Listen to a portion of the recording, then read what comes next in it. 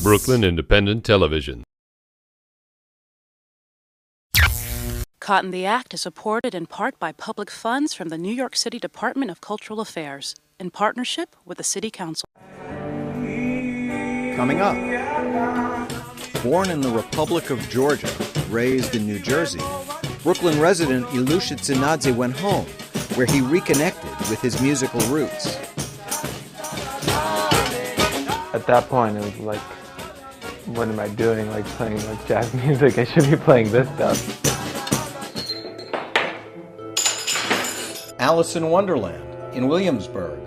The Red Queen, the White Queen, the Mad Hatter. Third Rail Projects turns an abandoned hospital into a stage for an immersive dance theater experience. 5 things. 1, 2, 3, 4, 5. Whoop.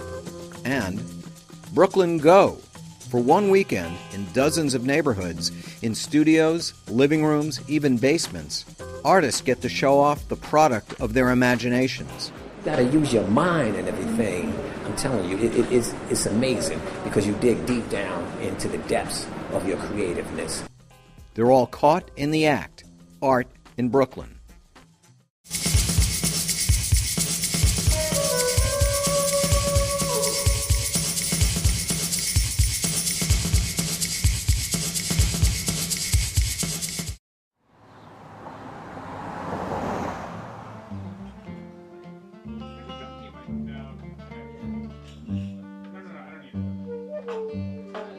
I am a musician and I'm an immigrant. And for me to combine those two things is to be who I am. Stop, yeah. 1, 2, 1, 2. My name is Ilusha Tsinadze. I play music from my home country, the Republic of Georgia.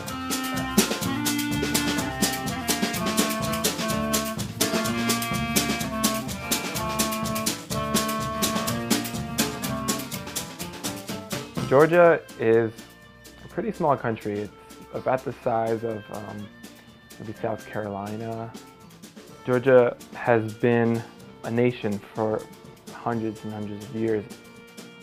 It's got a really interesting culture. In Georgia, when you sing a song, you're often sitting around a dinner table. You'll be having what's called a supra, it's a feast, and there'll be a toastmaster saying these beautiful, elaborate toasts. And in between the toasts, you would sing one of these songs.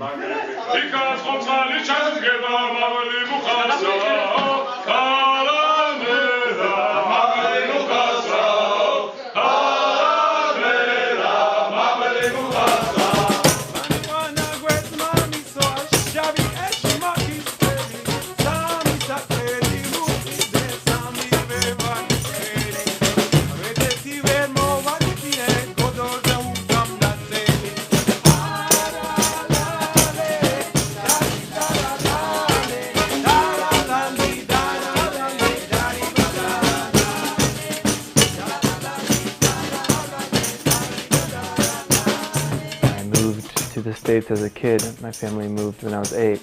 I learned guitar not playing Georgian music. I learned, to play Jimi Hendrix and Metallica songs.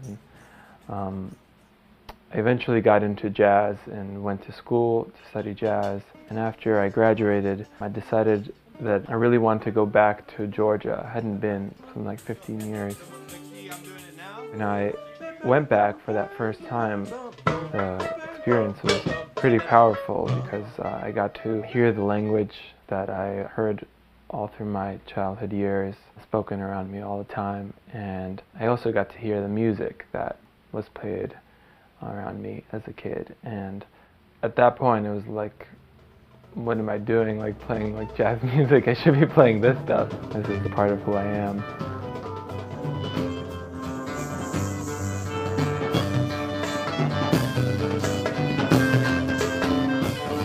So I called basically some of my closest friends who are also musicians. I said, well, you guys are my musical community and here's my vision.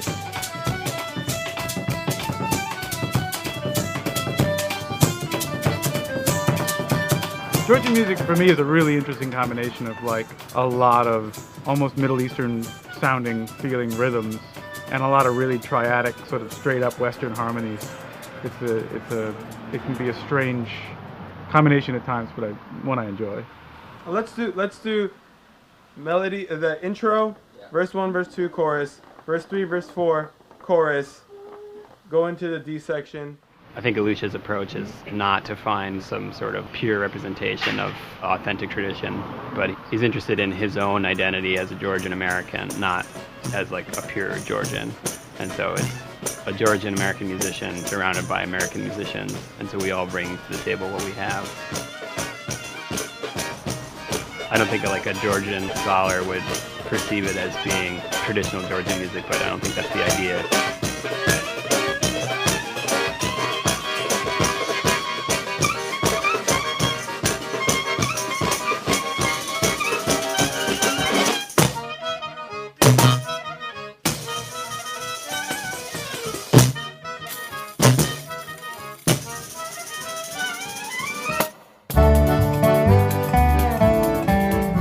The first video we made was for the song Mochevis Kalo Tinao. That means Tina, the woman from Mochevi. Mochevis Kalo Tinao, Mochevis Kalo Tinao. Literally, like within a couple of days after I uploaded it to YouTube, I started getting all these emails and messages about like, wow, this is totally unbelievable. Like, this is like Americans playing Georgian music.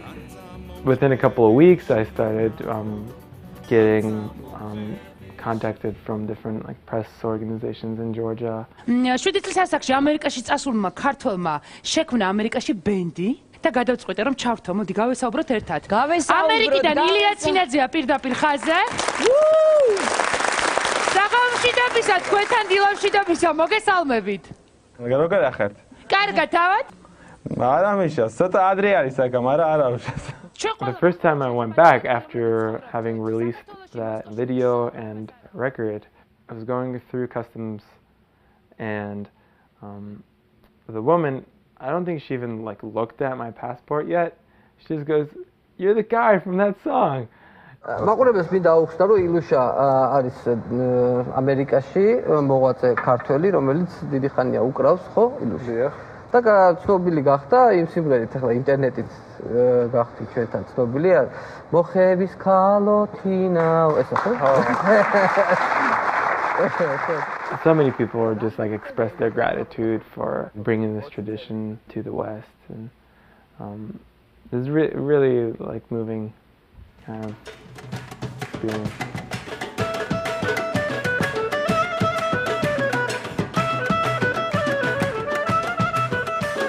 Me being kind of a representation of the younger generation in the diaspora that has reached back home really strikes a nerve with people.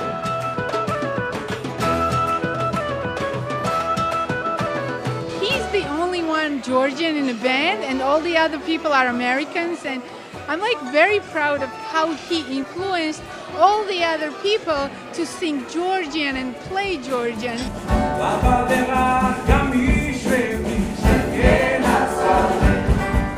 Playing Georgian music has been a real gateway to the Georgian world for me.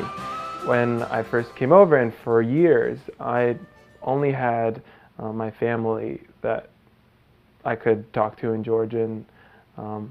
Since our music has become popular in the Georgian community, I'm constantly communicating in Georgian, and it's really exciting to have that part of my life back.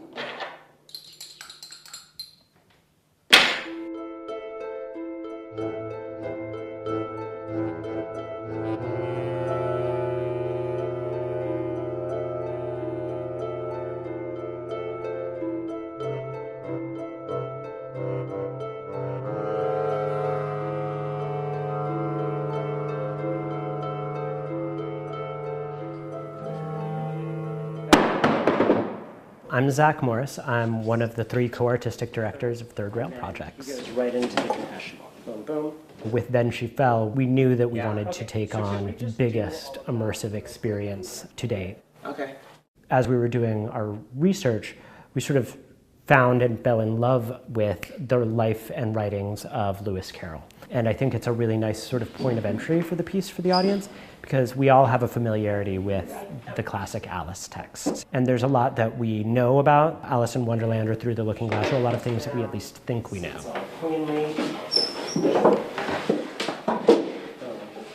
Then She Fell is not a haunted house. It is truly a dance theater piece. The omnipresent hospital patina added that one missing element. The rehearsal that you guys are going to see tonight is very much still in process. A lot of the walls, a lot of the decor is not yet in place. You're right. No, you're totally right. It just feels so much more like this is God. My name is Janine Willette. I'm the co-artistic director, along with Zach Morris and Tom Pearson. Zach is the vision keeper of this project. The way that Third Rail works is collaboratively, but this is really sort of Zach's baby. Then She Fell has been in process for almost 2 years. Except that, like, oh, yeah. So with Tom and Janine and the whole ensemble and all of the other collaborators, I've taken on a little bit of a directorial role in shepherding it from gestation to now near completion and culmination. My name is Tom Pearson, and I'm one of 3 of the artistic directors of Third Rail Projects. One of the things that we had really wanted to give our audiences a real experience, to feel like they've walked into this world and they're experiencing it on their own terms, and also through the lens of the Alices, that they would feel like the protagonist in this environment. They would walk in and it would be them in this hospital or in this Wonderland or whatever it is that they take it as. This is the first environment for the audience when they come into the performance. They actually come through this passage. Groundworks is a company that I've also done work with. They're going to be directed down this narrow stairway that's going to be kind of lushly planted. And when they turn the corner, they're going to see this open courtyard. Actually, the plants chosen for the gardens, they're meant to reflect thematically what we're doing in the work. So it can be fantastical, and it can be whatever our imaginations dream up. The rose bush in the center of that garden, it's a white rose and a red rose growing together as one bush. That in and of itself is sort of our thesis in an urn right at the very beginning. Oh, this is something really different and exceptional. We've also been really excited about the idea of having this piece be truly multisensory. There are things that audience members are offered to eat and drink along the lines of the eat me's and the drink me's in the text. And those have actually been designed specifically to go with certain scenes. So the room that we're in right now is the tea party room. And we sit down together and madness ensues. We do serve tea in this room, so that's a fun part of it. We knew that we wanted to create a really highly individualized experience for every audience member. And so what we settled on was only 15 audience members. No person will see the exact same show as another audience member. Everybody sees the show in a different way. So you may interpret things differently depending upon the order in which you see something. I play the White Rabbit, the Red Queen, the White Queen, the Mad Hatter. We were all looking at them both in terms of their function as well as who they are in these stories.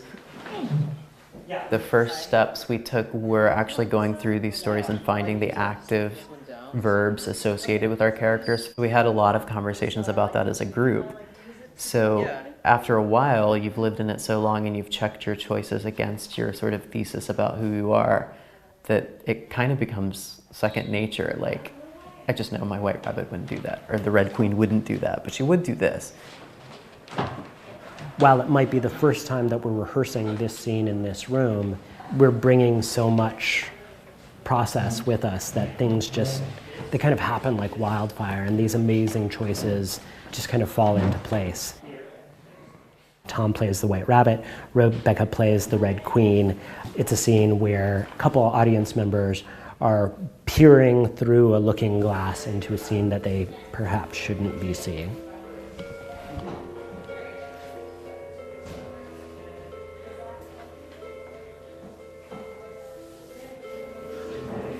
At the same time, the Mad Hatter is working in her shop on 2 of her scenes, adapting some of her material.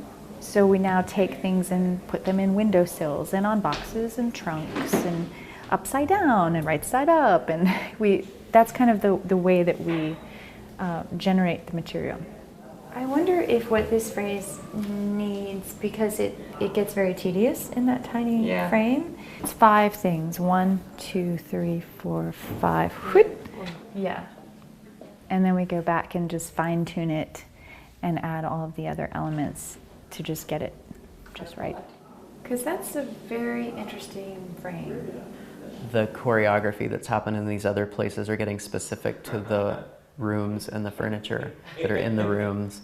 And so everything that we even think we knew about it is adapting even still, and it's starting to gel. The big unknown at this moment is how the transitions are going to feel and how it's all going to stitch together, and then what it's going to feel like when an audience comes in, because that will change everything at that moment. Third Rail really got its start in Williamsburg. I think the incredible growth that's happened, we've been experimenting with dance theater, site-specific work, whatnot, and it's really exciting to be here in this space, bringing so many of those things together.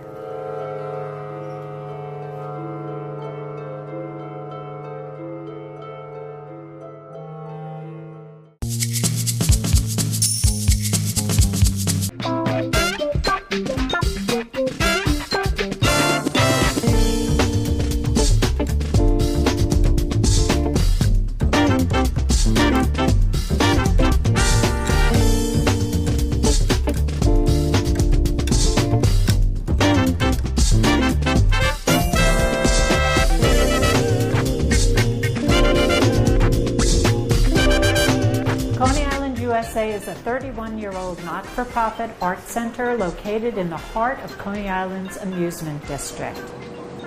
I think to be an artist in Brooklyn, you have to be tough. This southern Brooklyn is not a place that coddles you. You have to learn to use your resources and learn to make art wherever and however.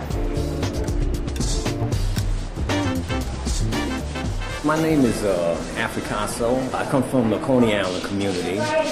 One moment you might see me creating oils, then the next moment you'll see me sculpturing. You'll see me theatrical performer, poetry. Now this particular piece right here, this is called Jenny the Giraffe. When I created this piece here, it was after a very bad storm. The tree had fell and the New York City Parks Department got in touch with Africasso and said, would you like to come and get this tree? And now I couldn't see a beautiful tree like this go to waste. And I felt that I was paying homage to womanhood by putting stiletto shoes on it. When you got to use your mind and everything, I'm telling you, it's amazing because you dig deep down into the depths of your creativeness.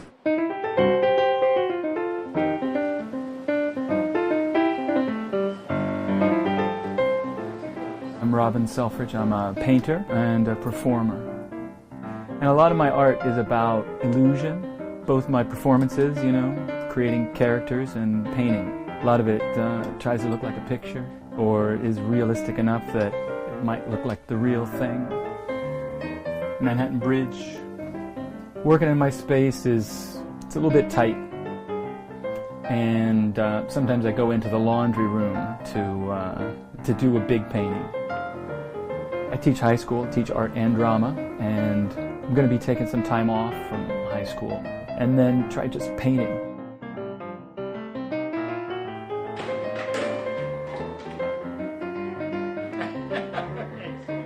My name is Carlos Pinto. I'm born in Guatemala and I'm a recycle artist in Brooklyn.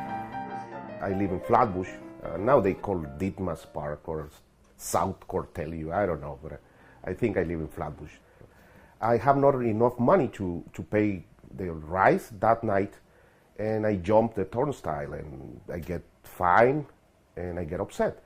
And as a reaction, I did a series of posters to protest the price of the public transportation, and I used to drop the posters in the train. There was a janitor in the train who told me, "Hey, what you doing?" And I explained him, and instead him to snitch on me, he said, "Come next Friday."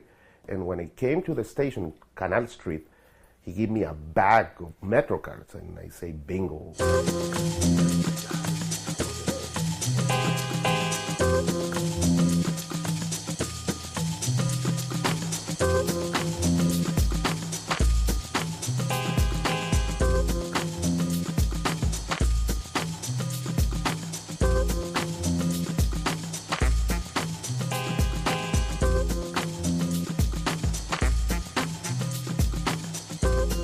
Been painting the way I wanted to paint since about 2001 and had been struggling to paint before that since I was probably a child, but when I changed the tools that I was working with, it kind of broke everything open for me.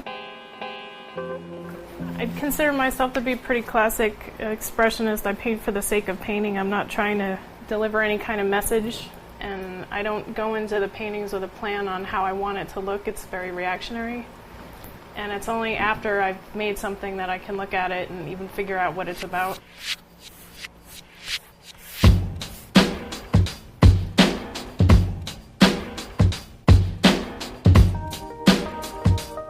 I use a lot of different media between paint and photography, sculpture, but I combine all of them together also. Then I use a lot of found objects.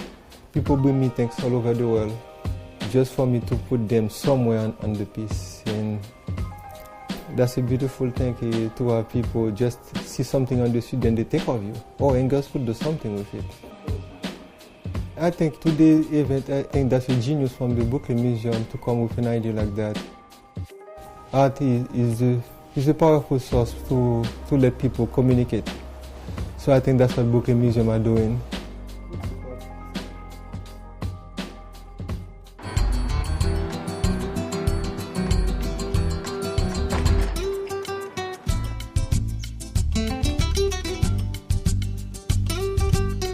For me, there's things about that moment of recognition or memories and the incompleteness of them. And I'm often drawn to that in images. They can be suggestions. They can almost look like a blurred photograph. The Brooklyn Navy Yard is quite alive with artists, artisans, and it's a real good dynamic to be a part of. I think it's very exciting right now. For the last 4 years, I've been working on large-scale watercolor paintings. Some are interiors and some are landscapes. The most recent ones are landscapes.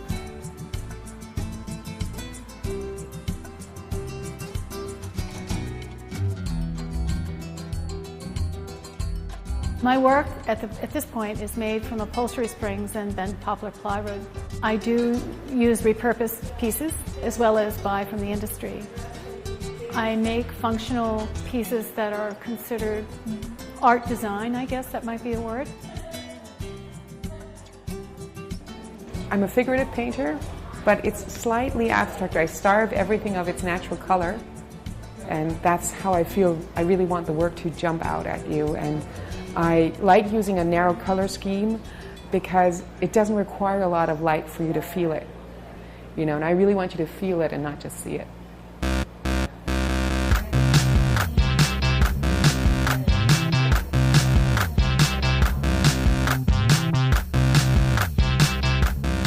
My main medium is painting, and the paintings are made to look like prints. So I do a lot of multiples of the same image, a lot of just kind of black and white, grainy sort of portraits of Burt Reynolds, and not just that, but yeah. I've been painting Burt Reynolds for 4 or 5 years now. I had the opportunity to basically fill a restaurant with all of my own work, and I wanted to do something that would be a little bit weird. It was a hit. I sold paintings and got a lot of great feedback, and it was a fun experiment that basically turned into years of doing the same thing over and over again.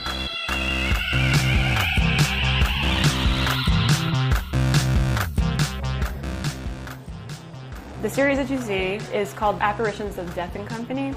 I happened to tap into this niche of the resurgence of proper cocktail making. And what I really enjoyed about it was this close-knit network of bartenders. And I felt that there was this like tribal quality to them. And I really wanted to, A, express the community between them, and B, to express the underground element to it. All right, performance arts course. In layman's terms, what those are instructions for live art pieces so that people can do them themselves. They're usually public projects, and they're usually projects that get people thinking about aspects of Black history or culture. So this is a game called Afro Battles. It's a game designed to teach children to appreciate kinky hair. And the instructions are real simple. It's just hold a battle to see whose afro is the strongest. But the way I usually do it is I'll hold a battle to see whose afro can hold the most objects. So what happens is I will make a move, and then this young man will match it, and then it's your turn, you make a move. It creates this thing where, like, without you saying anything, kids kind of just naturally kind of wish that they had kinky hair or appreciate the characteristics of it, because clearly the person who has the tightest curl pattern is more likely to win the game. So I made a tank. It's a half-scale M1 Abrams military tank, and I covered the entire tank with a handmade carpet, which I spent a little more than 3 years making. And the understructure of the tank is wood and some reinforced foam and cardboard that's been reinforced with fiberglass. And the carpet imagery is taken from studying traditional rug patterns from the Middle East. My name's Jeff Kurosaki. I'm Tara Pelletier, and we go by the Friendly Falcons. Our work is performance-based. We use video and sculpture and music to make these storytelling projects that talk about the rhythm of nature and kind of man-made systems in relation to those natural rhythms.